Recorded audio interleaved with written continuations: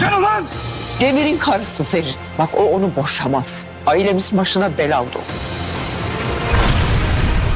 Başkasının karısına göz dikerse olacağı bu. Burhan, sana 50 kere söyledim. Ben Alya'yı seviyorum. O da beni seviyor. Bak, Alya benim için bir inat değil. Onunla aramızdaki bağ senin o kafanda kurduğun o kirli şeylerin çok ötesinde Burhan. Здравствуйте, дорогие подписчики! Добро пожаловать на мой канал. Не забудьте подписаться на мой канал, чтобы получать уведомления о новых видео. То, что произойдет в следующей серии, станет не просто продолжением событий, но и превратится в арену расплаты, где один за другим будут раскрываться страхи, амбиции и слабости каждого, подавленные годами. С началом родовых схваток у Зерин восприятие времени полностью исчезнет, и каждая секунда перестанет быть просто минутой, а станет мгновением судьбы. Кая за рулем будет следить не только за дорогой, но и за цветом лица Зерин, учащенным дыханием, дрожанием губ, и это напряженное внимание неосознанно ослабит его. Он поставит свое тело, свою безопасность, даже свою жизнь на второе место и посвятит все свое существо защите Зерин и ребенка. Тем временем Демир, наблюдая за этой сценой со стороны, будет думать, что это не просто побег, а объявление о его собственном поражении. Выбор Зерин в пользу Каи станет для Демира не только потерей любви, но и крахом его мужественности, авторитета и идентичности. Поэтому для Демира возвращение Зерин будет означать и спасение собственного существования. Эта психология полностью оторвет Демира от логики, превратив его в чисто ориентированного на результат безжалостного человека. Когда начнется погоня, сердце Демира наполнится адреналином, его логика замолкнет и заговорят инстинкты. Кая ускорится, чтобы защитить, Демир ускорится, чтобы наказать. Эти две разные мотивации будут обостряться с каждым поворотом дороги. По мере того, как дорога сужается, воздух темнеет, а видимость ухудшается, шаги катастрофы будут слышны все отчетливее.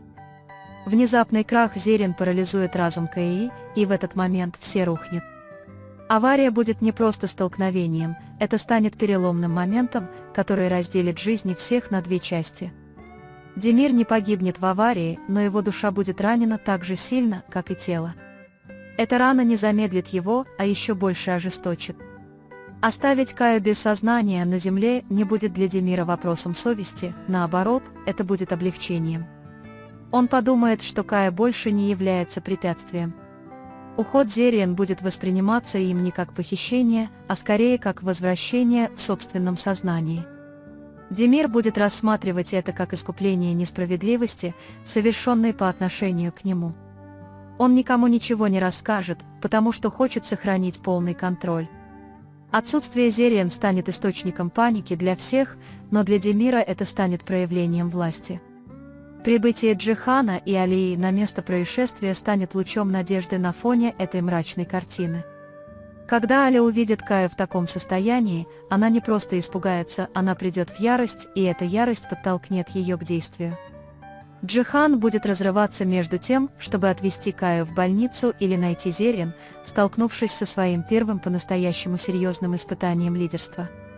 Мысль о том, чью жизнь спасти первой, разорвет Джихана на части. Вмешательство Барана, его завуалированные послания, подорвут решимость Джихана. Каждое слово Барана будет звучать как угроза для Джихана. Это подтолкнет Джихана к более жесткой, решительной и опасной позиции. Джихан и Аля, сражаясь плечом к плечу и принимая решения вместе, не только укрепят их, но и еще больше дестабилизируют всех, кто им противостоит. Баран воспримет это как поражение. Садакат Ханем, с другой стороны, увидит в этом единстве как защитную, так и разрушительную силу и будет бояться его. Зерин останется пленницей в руках Демира не только физически, но и психологически. Демир окружит ее одиночеством, страхом и неуверенностью, чтобы сломить ее и сделать зависимой от него. В этой тьме Зерин найдет утешение в своем ребенке и откроет в себе внутреннюю силу. Когда Кай оправится, он не будет отдыхать, останавливаться или слушать. Поиск Зерин станет для Каи не просто задачей, а смыслом его существования. Этот поиск одновременно укрепит Каю и постепенно поглотит его. Осознание того, что информация, предоставленная ИПЕК, была началом всего, перепишет прошлое. ИПЕК будет вовлечена в собственное внутреннее переосмысление, и ей придется нести последствия своих действий. Таким образом, эта глава создаст порог, где никто не сможет остаться прежним, каждый преобразится. Граница между спасением и разрушением никогда не будет такой тонкой, и каждому придется пройти по ней. На этом мы завершаем еще один анализ. Вы можете поделиться своим ценным мнением в разделе комментариев.